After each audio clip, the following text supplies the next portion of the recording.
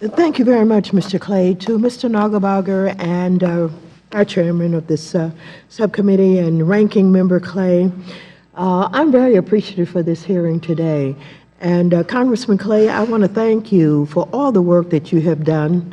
You've tried for some period of time now to work with what is predatory, and whether it is with regard to mortgages or credit cards or small dollar loans, we all agree on one thing, that access to credit is important.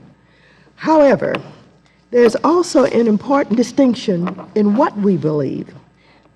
We are focused right now on what is happening in Flint, Michigan, where children are being poisoned because there's lead in the water.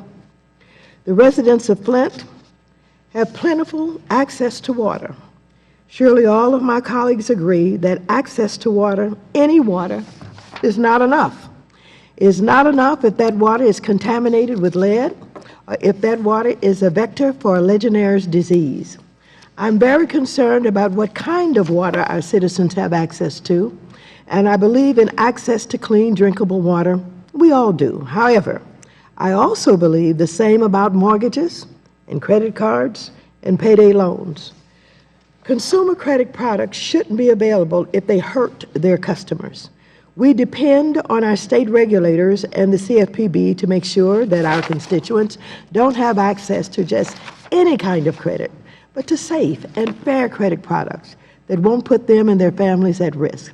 Too many credit products are contaminated with predatory fees, reckless underwriting, and toxic fine print. I think my Republican colleagues should agree that access to loans, like access to water, should be safe. I believe our job and the job of the CFPB is to ensure access to safe, affordable credit to everyone. I look forward to discussing how we can support the CFPB and their mission. I yield back the balance of my time. Before we turn to our witnesses, I ask unanimous consent to allow non-subcommittee members to ask